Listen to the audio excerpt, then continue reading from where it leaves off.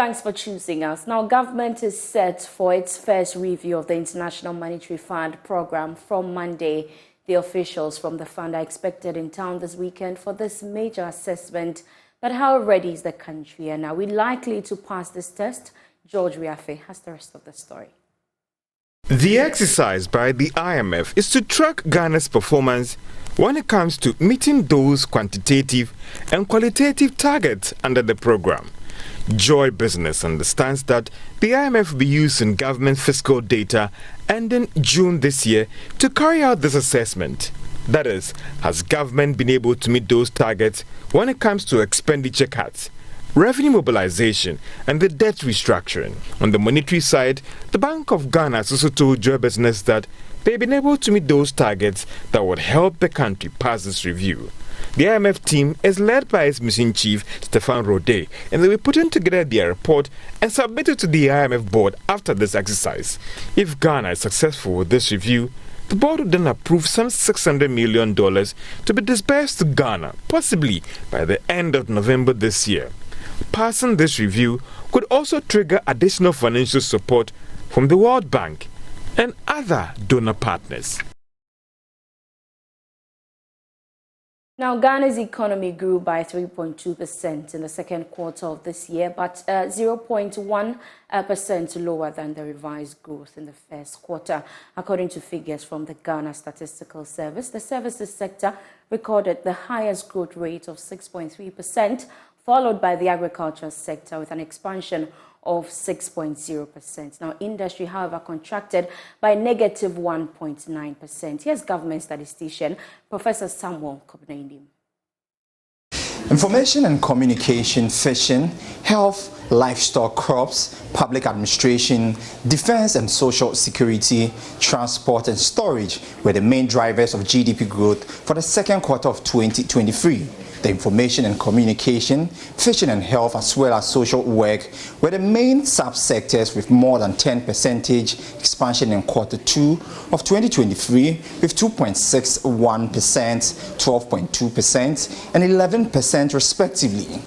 From a contribution perspective, given that the economy grew by 3.2% for the second quarter of 2023, this growth rate was largely led by a contribution of 1.42 percentage point for information and communication, followed by crops and cocoa 0.97, mining and quarrying 0.48, and the last of the 5 subsectors that contributed to the 3.2 growth rate that we recorded for the second quarter of 2023 were health and transport and storage, which contributed 0.39 and 0.3 percentage points to the 3.2 growth rate that we recorded for the second quarter of 2023.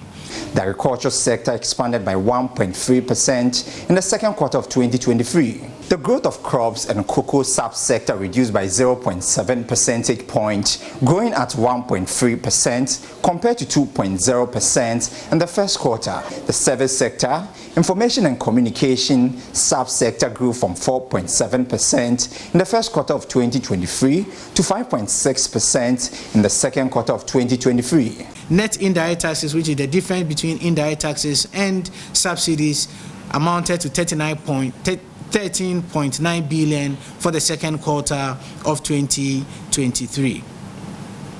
From a seasonally adjusted point of view, the second quarter of 2023 recorded a value of 45.7 billion for the second quarter of 2023. From a trend perspective, this is the second consecutive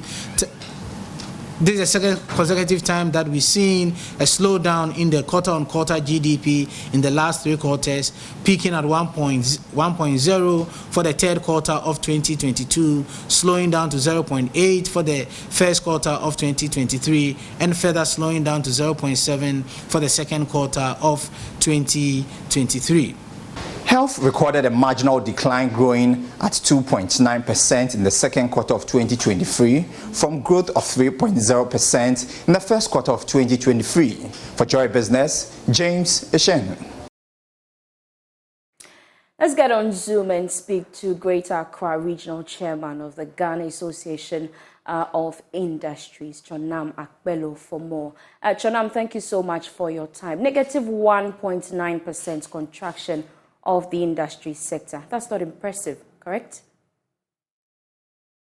Not at all, not at all. I mean, good evening and good evening to your cherished listeners. And thank you for having me. Yes, it's extremely unfortunate that industry is attracting negative growth. But that's not a surprise at all for us industrialists, because there are, as we've said countless number of times, there are several underpinning factors that impede industrial growth. You realize that from the past decade, there has been an excessive liberalization of our economy. What it means is that a lot more of the things that we could easily produce locally are being imported. And they are imported and are being sold in our markets very cheap. What it means is that local industrialization struggle to survive because the local producers are unable to compete in terms of price. And as a result, most of our local industries have been struggling. Some of the key factors that are responsible for this includes capital, cost of capital. As we've said several number of times, Ghana still remains among the countries that borrows in excess of over 25% per annum.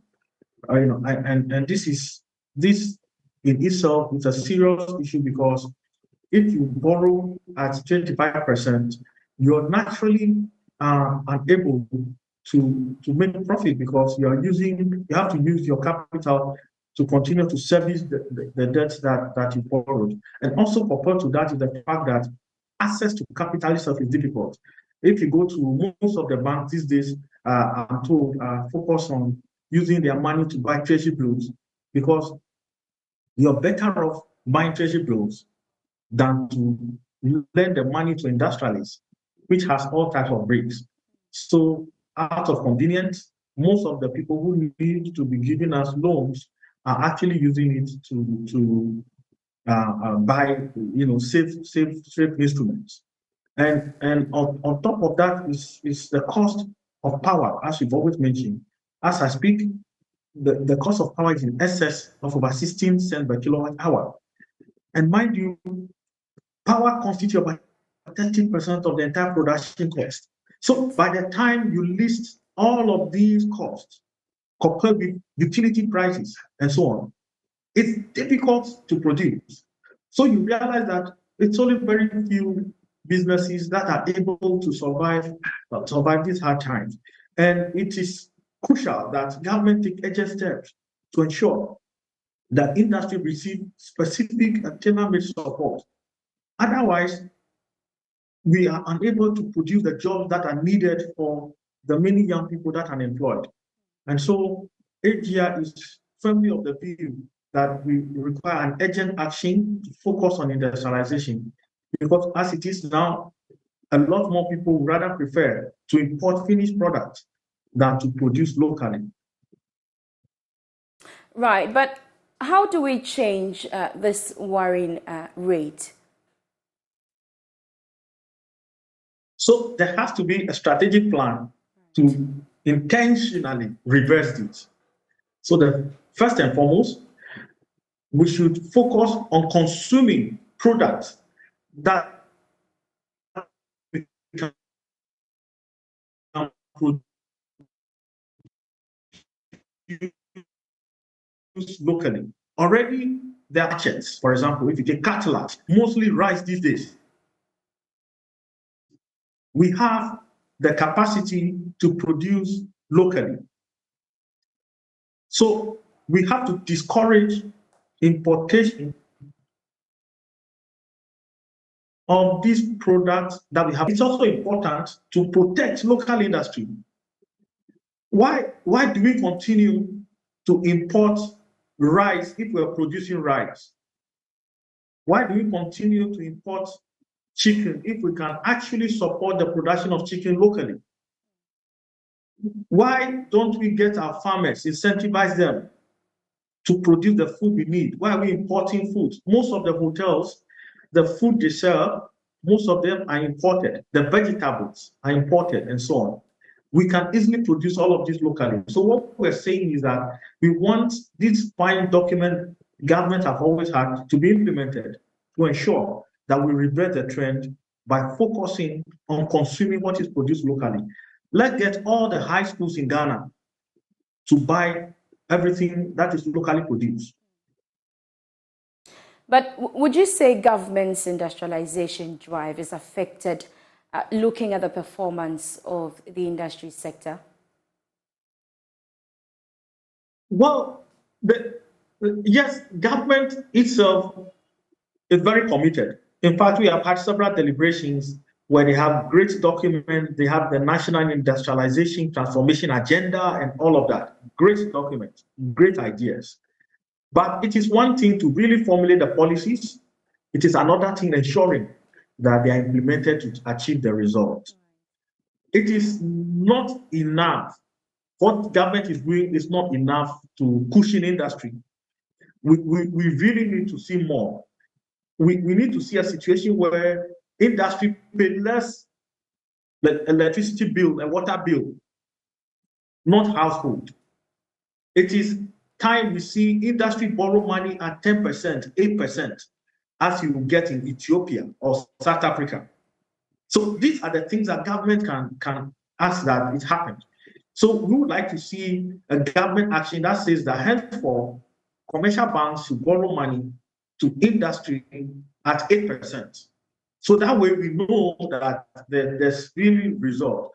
Henceforth, we want government to access money to most of our members that are SMEs, small businesses, to produce.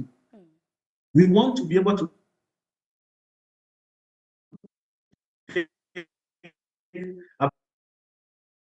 it's when government facilitates significantly not only the production but creating access to market for the many of our businesses that are producing locally.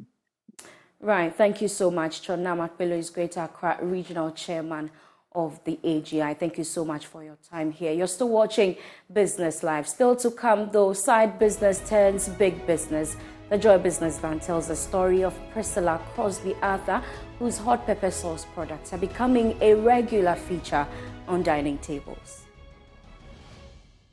Now, the Ghana Revenue Authority has charged businesses to ensure full compliance of the tax laws to avoid any harassment from its enforcement team. This follows an allegation of harassment leveled against the authority by the Ghana Union of Traders Association. Assistant Commissioner Joseph Anan, who led the enforcement team to close down and arrest some businesses in the Ghana East area, hinted that the GRA will not spare any business that fails to honor their tax obligations.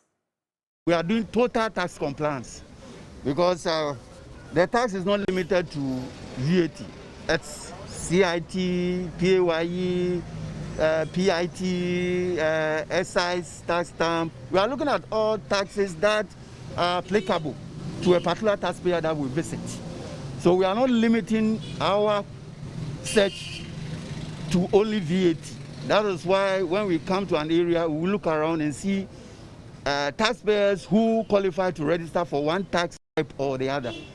And I'm telling the public that that is how we are going to approach our quest to increase our collection, that is tax collection in this country. So it is not only VAT that you must comply with, but you must comply with all tax types. And we are going to go into our system when we come to you to look at all other tax types that are applicable to your business, to know whether you are compliant. And those that we have already visited, we are coming back to you to know whether after our visit, you are doing the right thing. And please, if we come and you are not doing the right thing, then you should know that when you come to our office, we are not going to smile with you. Yes. Okay, Mr. Anan, Guta is raising concerns. They said some of their members, you're harassing them. Like today, you enter the shop, you said they are not paying tax and all that. How do you respond to this? Yes, when we come to your shop, it's not that we say you are not paying tax. The reality is that you are not paying. And if you call that harassment, I don't know what to say. Because ours is the tax laws. And that's what we are paid to do. We are paid from the taxes that you pay. We return part of it to pay ourselves. So will you be happy to pay us and just sit in our offices I don't think that is the way to go. You pay us to work, and that we shall do. So it's not about harassment. It's about whether you are paying your taxes. If you are paying your taxes, definitely, then there will be nothing like harassment. We are doing our job. And if you call that as harassment, then I don't know what to say. Yes. And that's how we end Business Live tonight. For more business news, you can log on to myjoyonline.com/business. I am Beverly Broom. I leave you with news making headlines on the international front.